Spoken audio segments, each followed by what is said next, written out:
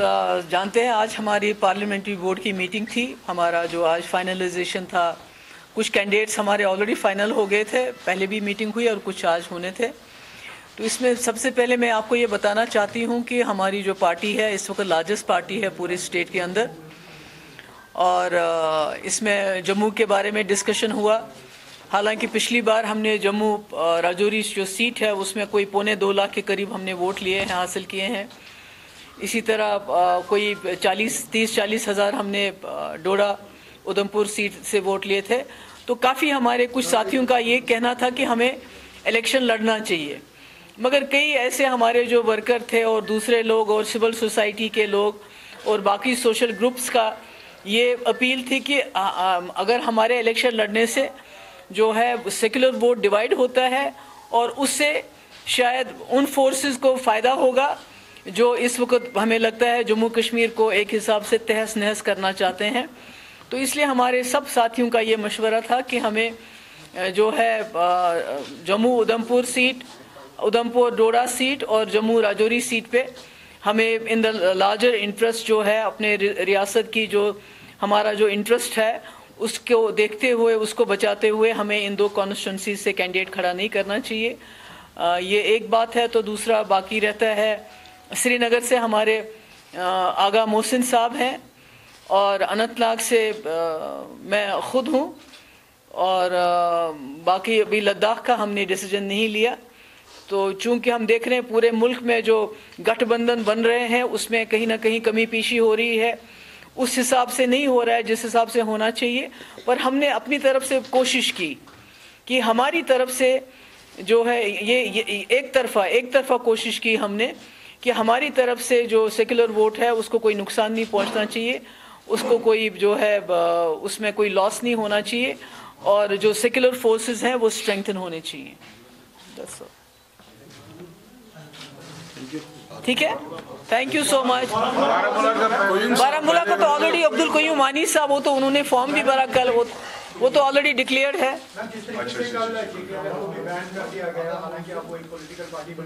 तो क्या कुछ आप देख रहे हैं, किस तरीके की ये कोशिश है? ये बहुत बुरा है क्योंकि एक डेमोक्रेसी में it's a battle of ideas, और एक ऑर्गेनाइजेशन जिसने शन किया हो वायलेंस ऑलरेडी इतने सालों से, and they are looking for space peaceful resolution of the problem, तो उनको बैन करना यानी आप गड़े मुर्दे उखाड़ रहे हो। You are again pushing people to the wall, you are forcing people to take to violence once again, because आप उनकी डेमोक्रेटिक जो स्पेस है, पीसफुल स्पेस को चोक कर रहे हैं। I think this is bad, this should not have happened, because living in a democracy, you have to provide people a space to fight things politically rather than through suppression or oppression. तो मुझे लगता है वो गलत है। आपको लगता है कि एक क्रैकडाउन है हर किसी वॉइस के खिलाफ, जहाँ पे उनको लगता है कि चाहे वो एंटी इंडिया हम वॉइस का है या कहीं ना कहीं इस्लामी पे बैन, उसके बाद अहले हदीस के लोगों को पकड़ के ले जा रहे हैं, उसके बाद रिलीजियस हेड्स को पकड़ के ले जा रहे हैं।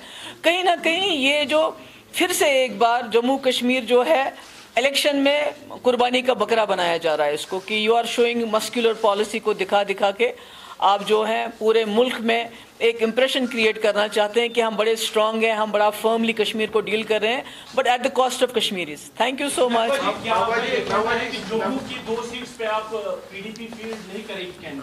बिल्कुल, क्योंकि जो वहाँ से हमें फीडबैक मिल रहा है, जो वहाँ की ऑर्गेनाइजेशंस हैं, चाहे वो सोशल ऑर्गेनाइजेशंस हैं, दूसरे ग्रुप्स हैं, और हमारे अपने जो वर्कर्स हैं, उनका भी ये कहना है कि हमारे खड़े होने से कोई 2-2.5 लाख वोट जो है वो कट जाता है। उस वक्त हमने 2.25 लाख लिए, आज हमारा वोट इंक्रीज हो गया है। आज हमारे पास 3 असेंबली सेगमेंट्स है, तब हमारे पास शायद 1-2 असेंबली सेगमेंट थे, आज हमारे पास 3 है। इसलिए हम 2-2.5 लाख वोट क्रॉस कर सकते हैं, जो वोट सेकुलर वोट जो बढ़ जाएगा। तो इसलिए हमने फैसला किया in the larger interest of the state हम अपने कैंडिडेट पुट अप नहीं करेंगे। अपना वोट किसको देंगे आप? देखिए, वो हमने अपने लोगों पे छोड़ दिए, बिकॉज दे वांट कि सेकुलर फोर्सेस जो हैं वो डिवाइड नहीं होना चाहिए। सो ऑब्वियस सी बात है कि वो वोट कहाँ जाएगा। Thank you so much.